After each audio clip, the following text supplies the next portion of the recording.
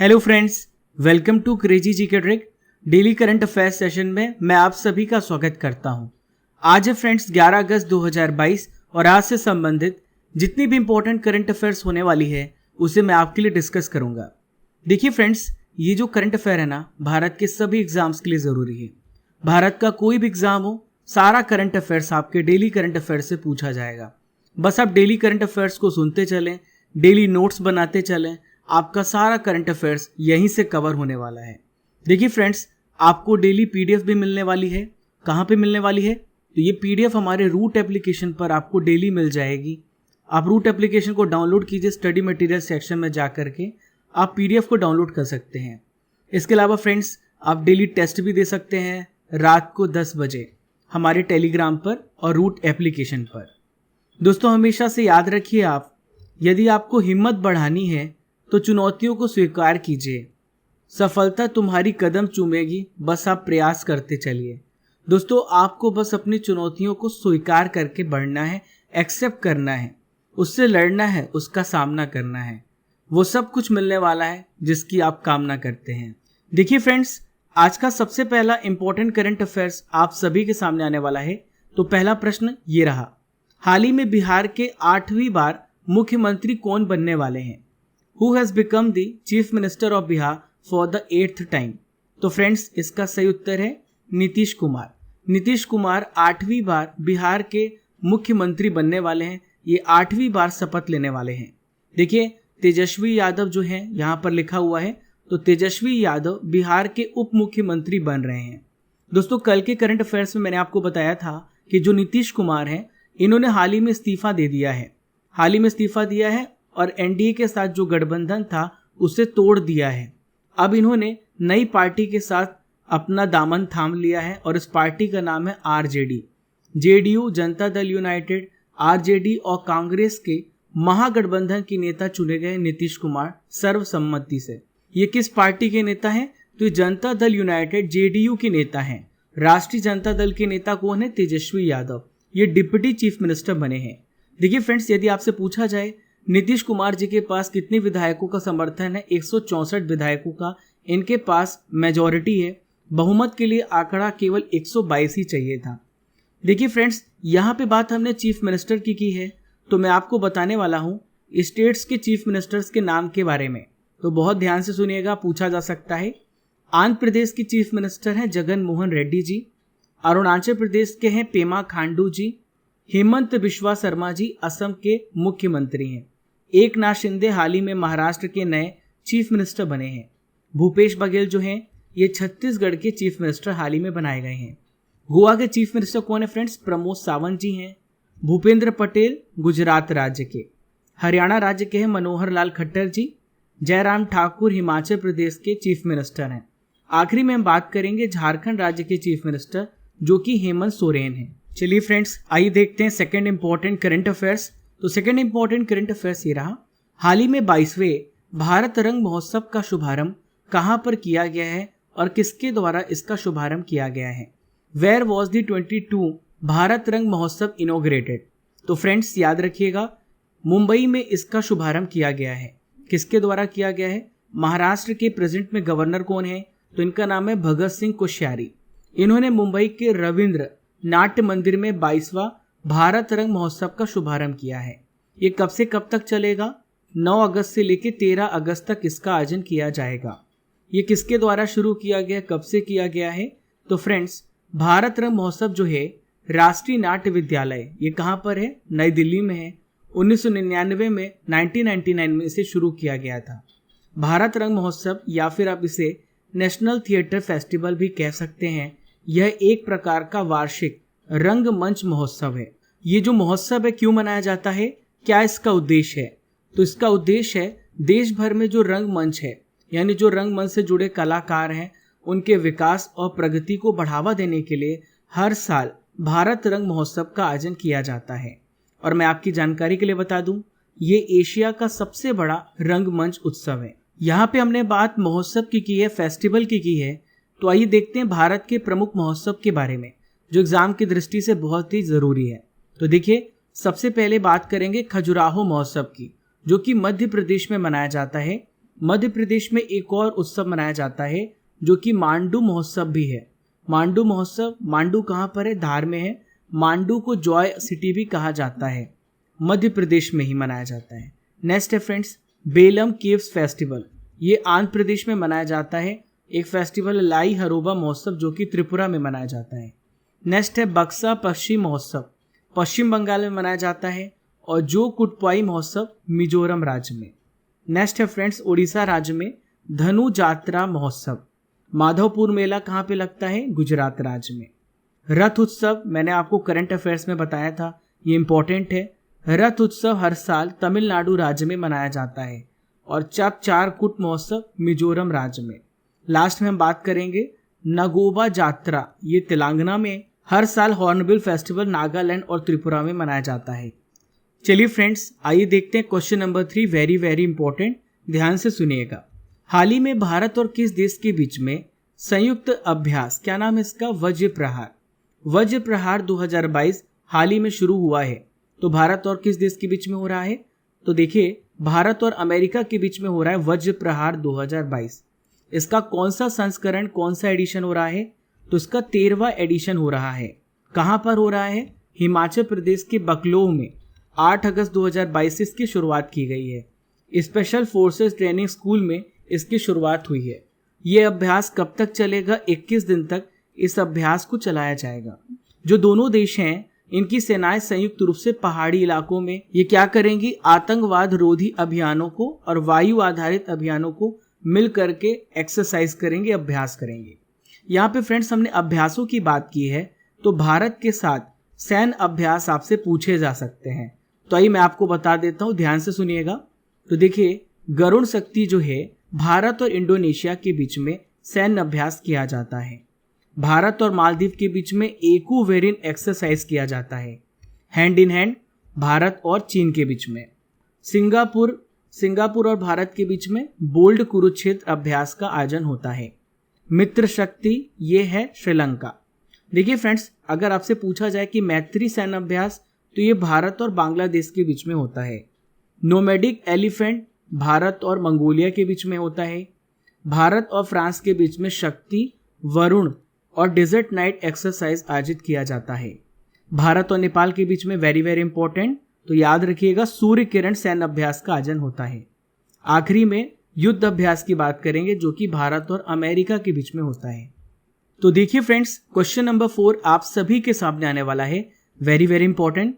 हाल ही में जुलाई महीने के लिए ICC player of the month पुरुष की कैटेगरी में किसको खिताब ये मिला है? Who has got the title of ICC player of the month for the men's category for the month of July? तो इसका सही उत्तर है प्रभात जयासूर्या। देखिए प्रभात जयासूर्या ये किस देश के खिलाड़ी हैं? तो आपसे पूछा जाए तो आप बताइएगा कि श्रीलंका के प्लेयर हैं। ये श्रीलंका के खिलाड़ी हैं प्रभात जयासूर्या। देखिए यहाँ पर एक ऑप्शन लिखा बेन स्टोक्स। हाल ही में बेन स्टोक्स ने अंतर्राष्ट्रीय क्रिकेट से संन्यास लेने की घोषणा की है, मैंने आपको बताया था। फ्रेंड्स मैंने आपको जैसा कि बताया प्रभात जयसूर्या जो हैं ये श्रीलंका के नए स्पिनर हैं और इंग्लैंड की महिला क्रिकेट टीम की ऑलराउंडर प्लेयर एम्मा लैम्ब, इनको भी जुलाई महीने के लिए अंतर्राष्ट्रीय क्रिकेट परिषद ने महीने का सर्वश्रेष्ठ खिलाड़ी चुना है। देखिए फ्रेंड्स जून महीने के लिए best player of the month Jonny Bairstow को मिला है जो कि इंग्लैंड के प्लेयर हैं।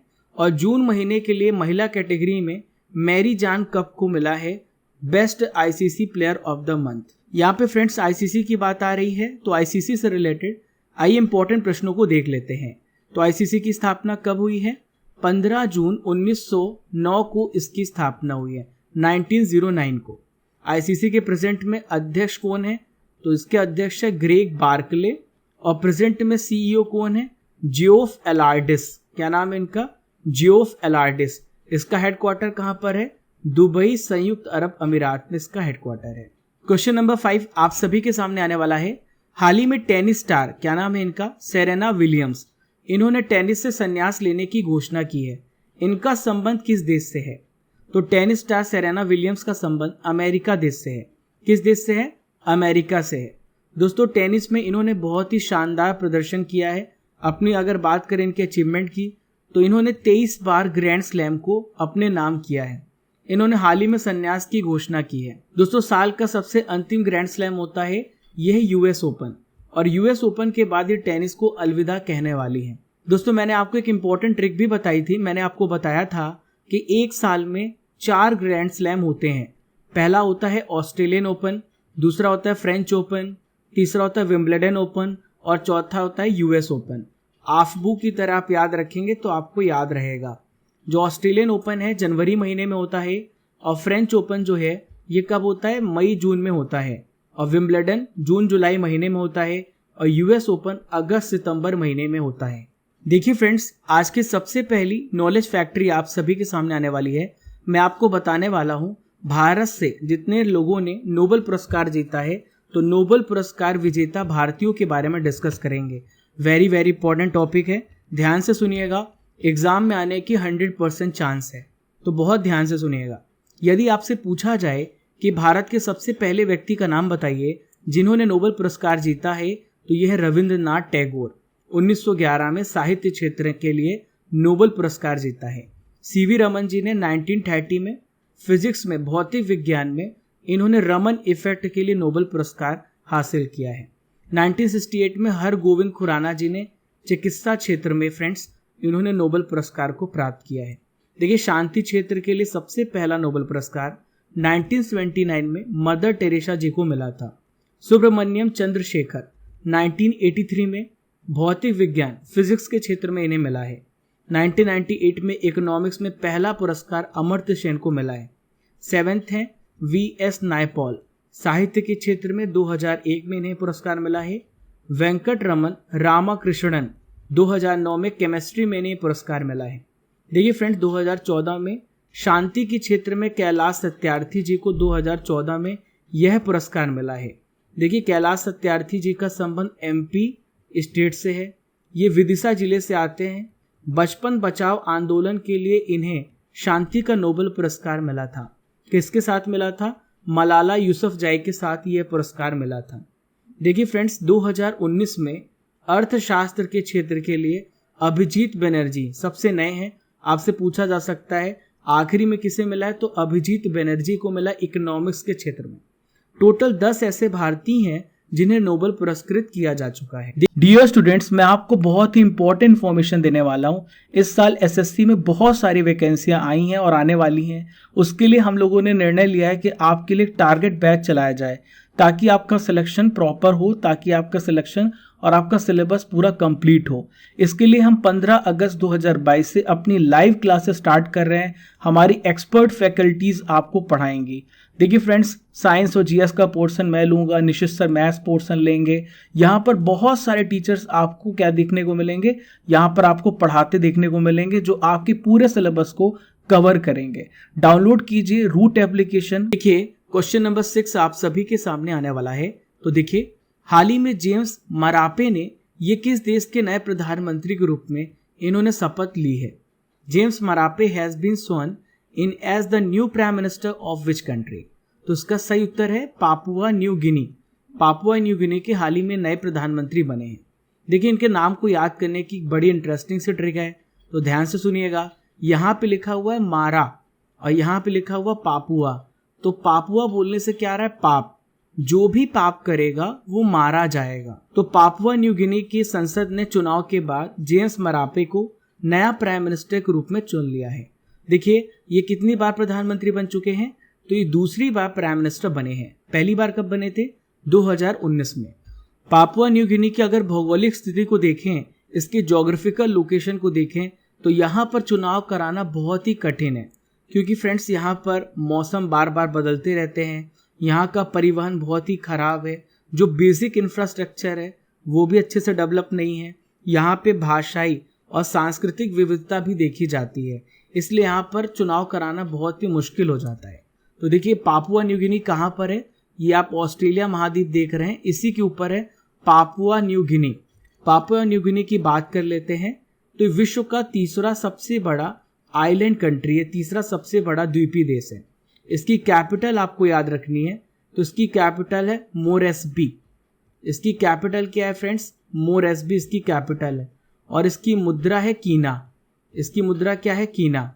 यह ओशनियाई भौगोलिक क्षेत्र में स्थित है। दुनिया के सबसे अधिक भाषाई विविधता वाले देशों में से एक है पापुआ न्यू गिनी। अगला महत्वपूर्ण प्रश्न ये रहा आप सभी के सामने, हाल ही में काकोरी ट्रेन एक्शन की वर्षगांठ मनाने के लिए किसने रेडियो जयघोष को लॉन्च किया है?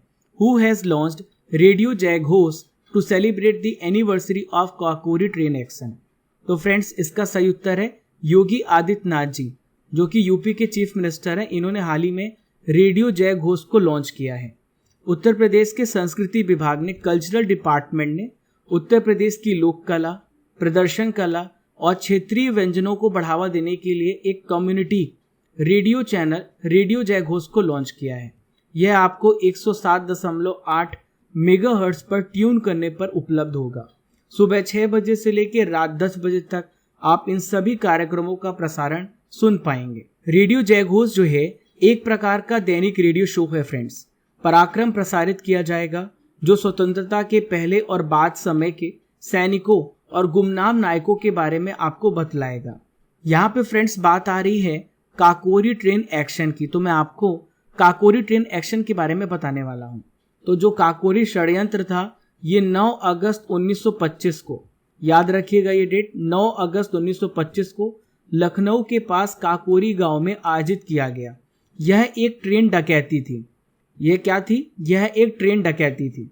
इस षड्यंत्र में राम प्रसाद बिस्मिल, अशफाक उल्ला खान, राजेंद्र लहड़ी, चंद्रशेखर आजाद और हिंदुस्तान रिपब्लिकन एसोसिएशन के अन्य सदस्यों ने इस काकोरी डकैती को अंजाम दिया था, इस ट्रेन डकैती को अंजाम दिया था। चलिए फ्रेंड्स आइए देखते हैं क्वेश्चन नंबर 8। तो क्वेश्चन नंबर 8 आप सभी के सामने रहा, हाल ही में झारखंड जनजातीय महोत्सव 2022 ये किस शहर में शुरू हुआ है? In which city Jharkhand tribal festival 2022 है स्टार्टेड? तो फ्रेंड्स याद रखिएगा ये कहाँ पे शुरू हुआ है? रांची में शुरू हुआ है। झारखंड के प्रेजेंट में मुख्यमंत्री कौन है? हेमंत सोरेन। इनकी उपस्थिति में झारखंड जनजातीय महोत्सव का आयोजन 9 से 10 अगस्त में चलेगा। रांची में कहाँ पर चलेगा? मोरहाबादी मैदान में ये मनाया जाएगा। देखिए झारखंड में टोटल 32 जनजातियां निवास करती हैं। इनमें से कुछ जनजातियों का नाम मैं आपको बता देता हूँ। मुंडा, संथाल, उराव, खरिया, गोंड, कोल, ये प्रमुख जनजातियां झारखंड में निवास करती हैं। देखिए दोस्तों यहाँ पे बात हमने झारखंड राज्य की है, तो मैं आपको झारखंड राज्य से संबंधित इंपॉर्टेंट डिटेल्स आइए दे देता हूँ जो आपकी जानकारी को और भी बढ़ाएगा। तो देखिए ये झारखंड राज्य, तो झारखंड के पड़ोसी राज्यों को सबसे पहले जान लेते हैं। तो झारखंड के पूर्व में है पश्चिम बंगाल यानी वेस्ट बंगाल, इसके ईस्ट में है। पश्चिम में कौन कौन से राज्य हैं? तो पश्चिम में राज्य हैं यूपी, उत्तर प्रदेश और छत्तीसगढ़। तो 3 राज्य हो गए। देखिए इसके उत्तर में कौन सा राज्य है? नॉर्थ में है बिहार। नॉर्थ में कौन सा राज्य है? बिहार। और दक्षिण में है उड़ीसा। तो फ्रेंड्स याद रखिएगा कि 5 राज्यों के साथ इसकी सीमा छूती है। अब सवाल ये उठता है फ्रेंड्स कि झारखंड राज्य की स्थापना कब हुई है? तो झारखंड राज्य की स्थापना 15 नवंबर 2000 को हुई है। इसकी कैपिटल क्या है? कैपिटल है इसकी रांची। यहाँ पर 24 जिले हैं। प्रेजेंट में गवर्नर कौन है? इनका नाम है रमेश बैस। चीफ मिनिस्टर है हेमंत सोरेन। देखिए यहाँ पे विधानसभा सीटों की बात करें तो 81 विधानसभा सीटें हैं। राज्यसभा सीटों की संख्या 6 है। लोकसभा सीटें यहाँ पे 14 हैं। 9th इंपॉर्टेंट करंट अफेयर्स आप सभी के सामने आने वाला है। तो देखिए हाल ही में मशहूर क्रिकेट एम्पायर, इनका क्या नाम है? रूडी कार्डजन, इनका निधन हो गया है। इनका संबंध किस देश से है? Famous cricket umpire Rudi Koertzen has passed away, he belongs to which country? तो इनका संबंध साउथ अफ्रीका देश से था। दोस्तों दक्षिण अफ्रीका के मशहूर एम्पायर रूडी कार्डजन का किसकी वजह से निधन हो गया है? तो उनका कार हादसे में निधन हो गया है।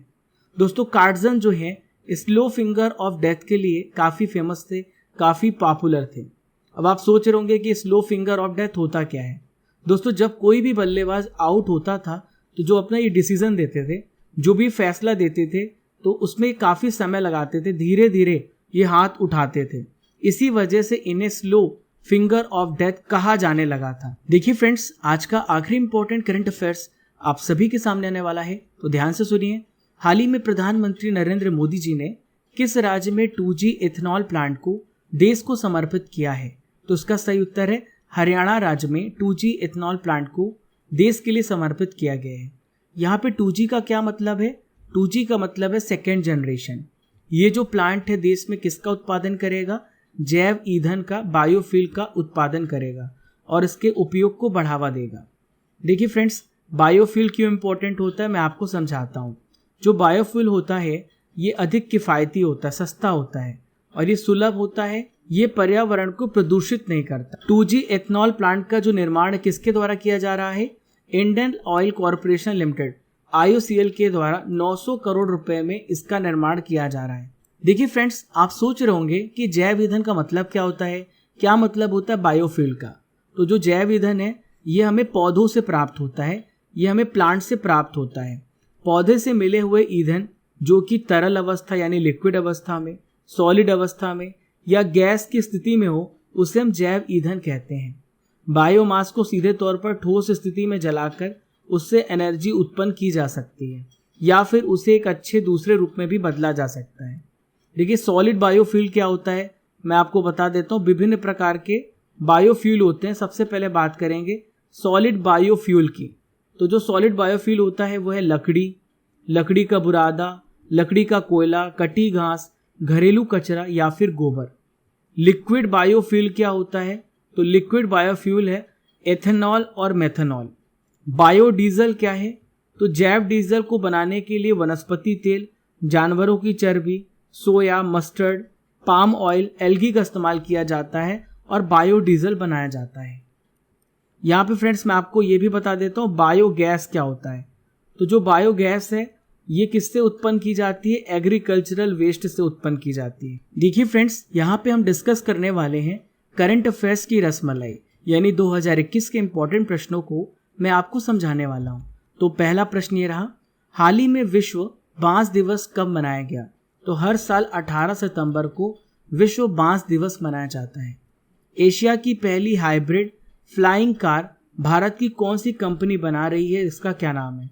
तो उसका नाम है विनाटा एरो मोबिलिटी। देखिए फ्रेंड्स, क्वेश्चन नंबर 3 आप सभी के सामने। देखिए क्वेश्चन नंबर 3 ये रहा, किसने राष्ट्रीय कैडेट कोर NCC के 34वें महानिदेशक के रूप में हाल ही में पदभार को ग्रहण किया है? तो इनका क्या नाम है? गुरबीर पाल सिंह। हाल ही में विश्व समुद्री दिवस वर्ल्ड मैरी टाइम डे कब मनाया गया? हर साल 30 सितंबर को मनाया जाता है world maritime day. Question number 5, विश्व हृदय दिवस कब मनाया जाता है? हर साल 29 सितंबर को मनाया जाता है विश्व हृदय दिवस। चलिए फ्रेंड्स, अब यहाँ पे हम डिस्कस करेंगे 10 अगस्त 2022 के इंपॉर्टेंट करंट अफेयर्स को, यानी कल के करंट अफेयर्स को। बहुत ही ध्यान से सुनिएगा। पहला प्रश्न ये रहा, हाल ही में किस राज्य के मुख्यमंत्री, क्या नाम है इनका? नीतीश कुमार, इन्होंने अपने पद से इस्तीफा दिया है? तो फ्रेंड्स ये बिहार के मुख्यमंत्री हैं। और आज के करंट अफेयर्स मैंने आपको बताया है ये 8वीं बार बिहार के मुख्यमंत्री का शपथ भी लेने जा रहे हैं। हिम ड्रोन ए थॉन कार्यक्रम का आयोजन किसके द्वारा किया गया? इंडियन आर्मी के द्वारा। डिफेंस एक्सपो 2022 का 12वां जो संस्करण है ये किस राज्य में आयोजित किया जाएगा? तो फ्रेंड्स गुजरात राज्य में। हाल ही में कॉमनवेल्थ गेम्स 2022 में सबसे अधिक मेडल किस देश ने जीता है? तो ऑस्ट्रेलिया देश ने। गुस्तावो पेट्रो ये किस देश के राष्ट्रपति बने हैं? तो फ्रेंड्स ये कोलंबिया के हाल ही में राष्ट्रपति प्रेसिडेंट बने हैं। 6th इंपॉर्टेंट रिवीजन क्वेश्चन, परवाज योजना किस केंद्र शासित प्रदेश में शुरू हुई है? जम्मू कश्मीर में। हाल ही में यूपी के किस स्थान पर खेती के लिए उत्कृष्टता केंद्र स्थापित किया जाएगा? चंदौली में। बढ़े चलो अभियान भारत सरकार के किस मंत्रालय ने शुरू किया है फ्रेंड्स? तो संस्कृति मंत्रालय ने। देखिए फ्रेंड्स, अगला प्रश्न ये रहा, नेशनल स्पोर्ट्स क्लाइंबिंग चैंपियनशिप की मेजबानी NIM के द्वारा किस राज्य में की जाएगी? उत्तराखंड राज्य में। आज का आखिरी इंपॉर्टेंट रिवीजन क्वेश्चन ये रहा, अंतर्राष्ट्रीय मूल निवासी दिवस यानी विश्व आदिवासी दिवस 2022 कब मनाया गया? हर साल 9 अगस्त को मनाया जाता है। और 9 अगस्त को एक और इम्पोर्टेंट दिवस मनाया जाता है, आप मुझे कमेंट बॉक्स पे बताइए। देखिए फ्रेंड्स, मैं आपसे प्रश्न करूंगा जिसका उत्तर आपको कमेंट बॉक्स पे देना है। तो प्रश्न ये रहा, शक्ति युद्ध अभ्यास जो है भारत और किस देश के बीच में होता है? आपको कमेंट बॉक्स पे बताना है। डियर स्टूडेंट, ये था 10 अगस्त के इंपॉर्टेंट करंट अफेयर्स का रिवीजन। हमने डेली करंट अफेयर्स में 11 अगस्त के करंट अफेयर्स को भी आपके लिए कवर कर लिया है। दोस्तों, आप सभी को रक्षाबंधन की बहुत सारी शुभकामनाएं। मिलजुल करके रक्षाबंधन के इस पर्व को मनाइए। दोस्तों, आज का जो सेशन है इसका टारगेट 4000 लाइक्स का है आइए हम और आप मिल करके पूरा करते हैं। ये जो करंट अफेयर्स का सेशन है, ये जो डेली करंट अफेयर्स है, ये आपकी फैमिली है, आपको उसको बढ़ाना है। जितनी रेस्पॉन्सिबिलिटी मेरी है उतनी रेस्पॉन्सिबिलिटी आपकी भी है कि आपको इस फैमिली को आगे बढ़ाना है। देखिए फ्रेंड्स, पहली बार अगर हमारे चैनल पर आ रहे हैं तो don't forget to subscribe and press the bell icon button. Keep liking, keep sharing your channel crazy GK trick. जय हिंद, जय भारत।